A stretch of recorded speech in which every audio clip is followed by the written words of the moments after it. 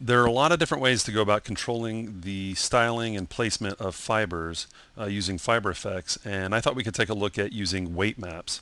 So what I have here is a bust, a character bust, and I'm going to hop over to Modeler just so we can take a look. So here's the character, and I went ahead and created some weight maps. This is the base weight map, which is pretty much the entire surface except for the inside of the ears, the lips, nose, eyes, and eyeball, and also like beard, body, just this lower part down here, brow, and there's a few others. And I went ahead and pre-made those. We want to take a look at applying weight maps. So I'm going to head back over to layout, and let's add some hair to this guy and use weight maps to control it. So I'm going to go over to Control F8. Let's add fiber filter. Let's activate and draw. It's placing it everywhere. So I'm going to go to the surface, and I'm just going to go to the base surface. It's just the polys have a different surface attribute. So just toggle, and I can see that it's still too long. So I'm going to go. All I did was place it on the base. So I'm going to just go short. Let's try 25. We're going to further refine this with a weight map, but I can see that that's close enough. I'm going to pull that hair down. Let's do 300. So I'm using gravity to pull it down. It's going to conform to the geometry a little better. Instead of having the same scale everywhere, let's change this up a bit. So for scale, instead of 25%, I'm just going to go over to Texture Editor, and for layer type, I'm going to choose Gradient. For input parameter, I'm going to choose Weight Map, and for the weight map, I'm going to choose Base. That's that first weight map that we saw. Okay, so I don't have any negative values in my weight map. I could, but I don't, so I'm just going to set that to 0. And then for the 0 key, let's set the value to 0, so where it's 0% value for the weight map. And then for the end key, I'm going to set that to, well, we have it 25 out there. Let's just set it to 30 here. And if I wanted to, I could say in the areas that there's a 0 value, let's go ahead and just make that, let's do 14. Okay, instead of 0. So what I'm basically telling it is, instead to have 0 scale in those areas, like around the eyes and say like the lips inside of the ears, I'm just going to have it have a little bit of hair, but it's going to be short. But I also want to control density with that weight map, so I'm going to go over to my density here, and let's change that to gradient. I could have copied that over, but we'll set it up again just so we can take a look. Weight map, base, and let's do 0. And for one thing that I noticed about using gradients with the fiber tools is that if you actually want 0 for a value on a gradient, what really helps is to take the parameter and set it just above 0. It could even be 0.5. I'm just going to use 1. So instead of setting that key at 0, I'm setting it at 1. And here for density, let's use let's try a value of, let's see, density we had down here 40. Let's just do 40 for right now. And let's take a look at what's happening here. Okay, 40 is actually not enough. So I'm going to type in 100 and see what that looks like. Let's refresh. Yeah, that's a lot more hair, and that's going to work.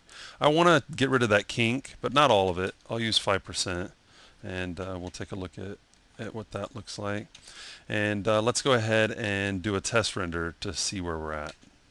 Okay, so I've got a pretty nice looking short fur on this guy, but I want to take advantage of some of those other weight maps so that we can really dress this up. And I can see, you know what, we don't need to do another test render. It'll show up the next time we do a test render, but I'm actually going to throw some more hair on there to just fill in some of those areas. Now, we are rendering without the shadows, so we're going to, or actually we are rendering with shadows, so it gives us a pretty good idea of what it's going to look like. And let's take advantage of some of those other weight maps. Now, what I'm going to do is to take advantage of those, I'm going to clone this surface, but before I do, so that I don't have to set up these gradients again, I'm going to right click and save as default.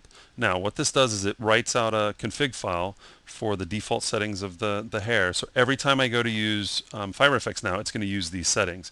So if you only want to use it for this time around, you'll want to go and delete that config file later. But for right now, I'm glad that I used it, because now when I clone the surface, the next surface already has everything set up based on these properties instead of the default. So what I'm going to do with this is, for the max fiber density, for this top one, I'm going to just increase that. Let's do 80. And now what we can see that OpenGL is not liking that many fibers, because I need to take my scene edge limit and just kind of turn that up a little bit. There we go. Now what I do whenever I'm working with a clone is I go ahead and drop the OpenGL on that clone so I can see what's going on there. So for the second one, I don't want as many fibers here. I'm going to try 20. And let's see, we used 80 there, so I'm going to try 20 here.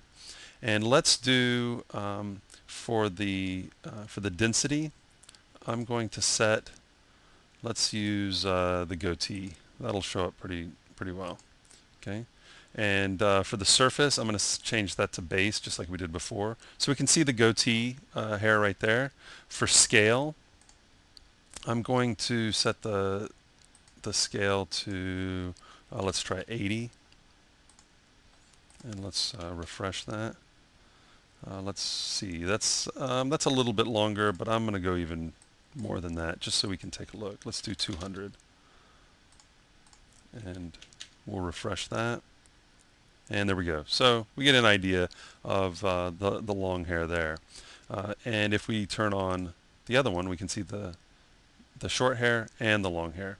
So again, taking advantage of the weight map to, I just realized that my weight map on my base, I'm going to go ahead and change that to the goat as well, which is for goatee. Okay, and let's do a render, see where we're at. Okay, so we've got the long hair and we've got the short hair. Just taking advantage of those weight maps. We can also change the color and things like that. If we want to speed up render time, we can come over to shadows, and on those long hairs, we can just turn those off. Depending on how thick it gets, you might want to have a little bit if it gets really thick, but if they're short little hairs, this is a quick way to speed up rendering, although this is rendering fairly fast. Okay, so what we can do is continue to, let's clone this surface, okay, this set of fibers, and let's say for the surface base, and let's turn this off, get rid of this render, and let's set the weight map for this one. Let's set it to beard, okay,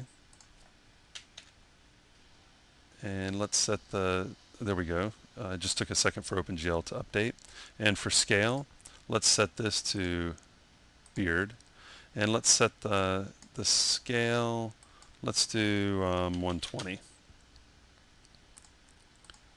Okay, update OpenGL just to have a look. There we go, and let's do a render of that. Okay, so there we go. We've got some longer hair here, even longer hair here, and then short hair here. So I haven't gone in and changed like clump or stray or random length or anything like that. All I'm really wanting to show you is how we can use weight maps to go in and control this. Now we could build guides, or we could go and edit guides and layout and change the scale and do some combing and things like that. But to me, this gives me the kind of control that I like to work with. I'm a big fan of weight maps for surfacing, so I'm just using the same kind of setups that I would use for surfacing to work with my fibers. Now we can also use these weight maps to control the color, to control any of these settings. We can limit a certain area. Say we had all the hair on the surface a certain length, and we didn't want different lengths, and we didn't want different density.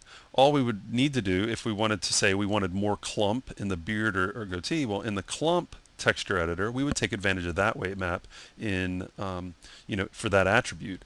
So don't just think of using a weight map for density or scale. You can use it all over the attributes, including coloring and going over to the shading tab. Anywhere you see a T for texture editor, you can go in and take advantage of that weight map. So this is just a brief introduction to using weight maps to get fine control over your fibers in LightWave.